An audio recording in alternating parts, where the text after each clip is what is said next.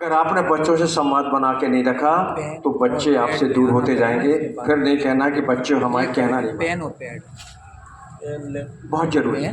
सबसे मुख्य बात जो आज हमें यहाँ समझ में आई, और एक बात और, आपकी बेटियाँ बहुत होशियार हैं, बहुत अच्छे ढंग से उन्होंने ट्रेनिंग ली, प्रशिक्षण दिया और उसका अच्छे से जवाब भी दिया। तो समझ में आता है कि टीकमगढ़ क्या है, यहाँ की समाज क्या है। भैया ये बच्चियाँ हमारी ब्रांड एम्बेसडर बन चुकी हैं। जहाँ जाएंगी ना, मैं आपसे दावे से कह रहा हूँ, कोई एक गलत कदम उठाने में 100 बार सोचेंगी। इतना हमने इनके अंदर आत्मविश्वास पैदा कर दिया है, सेल्फ स्टीम, सेल्फ डिफेंस ऐसा कूट कूट के भर दिया है कि बेटी कहीं यहाँ से वहाँ नहीं हो सकती। पंच परमेष्ठी कुल का त्याग तो करेगी ही नहीं, उन्होंने शपथ ले ली है।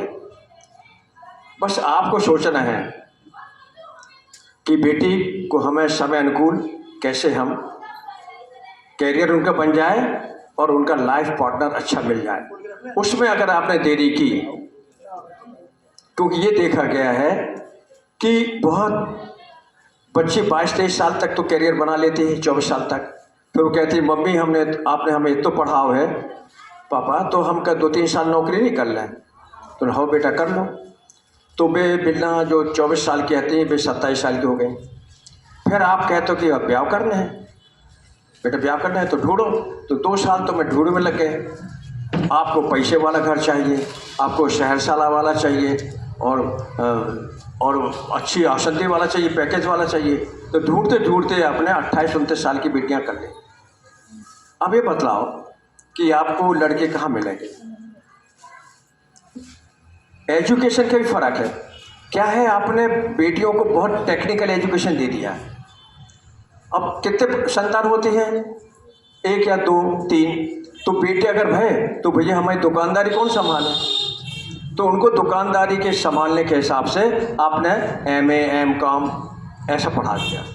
और बच्चों को क्या किया आपने, टेक्निकल एजुकेशन, इंजीनियरिंग, MBA, डॉक्टरी और भी और।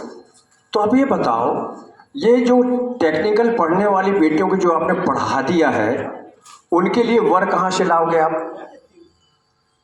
क्योंकि आपको व्यवसायी वर्ग के साथ लड़कों की शादी करना नहीं है, जबकि वो संपन्न है।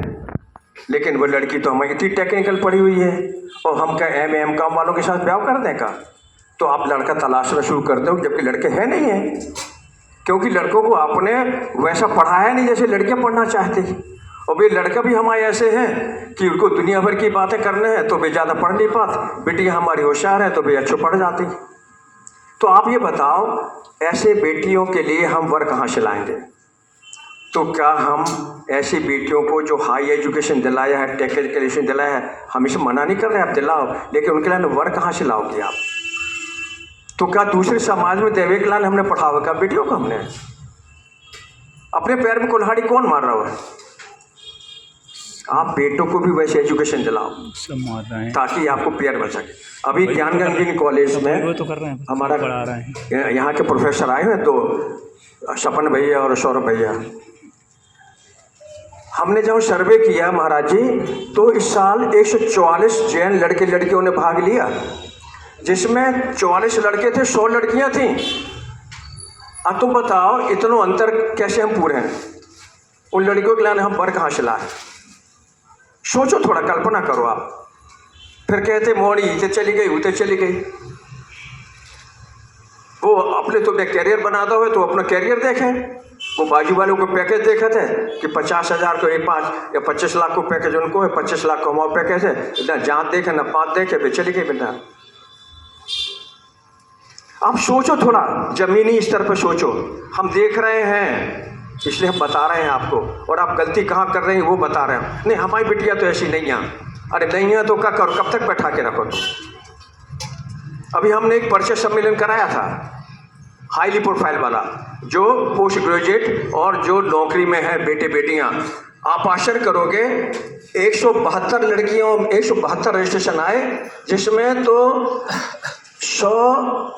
58 लड़के थे और बाकी लड़कियां थी। पढ़े लिखे लड़के कम मिल रहे हैं, टेक्निकल के हिसाब से, मोड़ियों के हिसाब से।